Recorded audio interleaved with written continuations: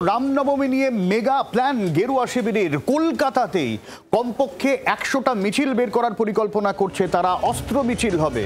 উত্তর এবং দক্ষিণ কলকাতা মিলিয়ে আলাদা আলাদা করে 16টি করে মিছিল বের করার পরিকল্পনা করা হয়েছে। অর্থাৎ সার্বিকভাবে গোটা রাজ্য জুড়েতে বটেই, কলকাতাতেও আলাদা করে বজরং দল, বিশ্ব হিন্দু পরিষদ মিছিল করবে বলে জানা গিয়েছে।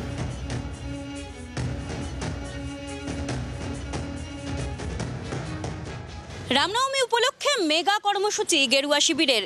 কলকাতা শহর জুড়েই শুধুমাত্র 100টিরও বেশি কর্মসূচির প্ল্যান করা হয়েছে।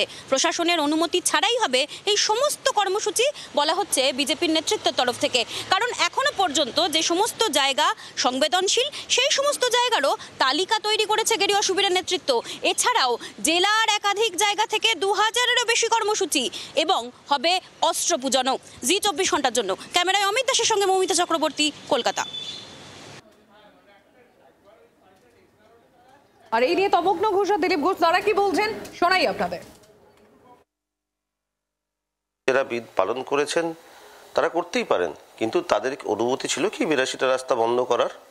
যদি অন্যের অনুমতি না লাগে, তাহলে রামনবমী পালন করতে গেলে কেন আমাদের অনুমতি লাগবে এটা আমি বুঝতে পারছি না। আর অনুমতি চাইলেও বা অনুমতি দেওয়া হবে না কেন?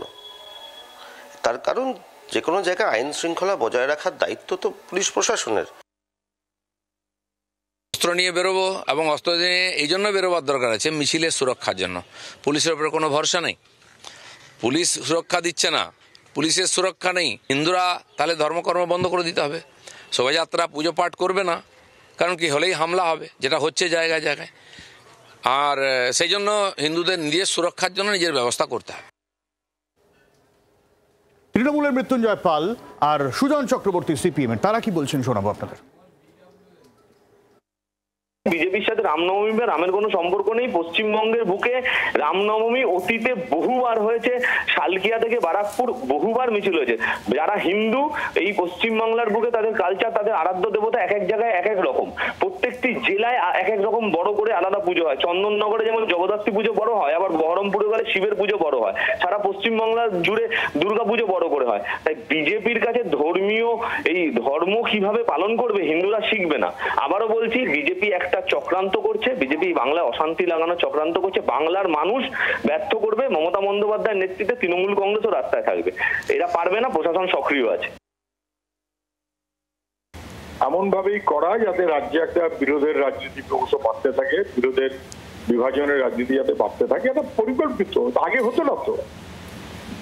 রামনবমী বাংলার নিজস্ব সংস্কৃতি নয়, বাংলার নিজস্ব উৎসব নয়।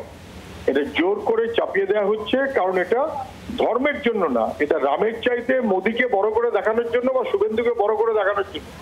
সরকার না চাইলে এসব অসভ্যতা বেশি হয় না। দাঙ্গার মতন অসভ্যতা সরকার না চাইলে হয় না। সরকার এবং প্রশাসন যথাযথ ব্যবস্থা নিক। বাংলার আওয়াজ, বাঙালির আবেগ, জি 24 ঘন্টা।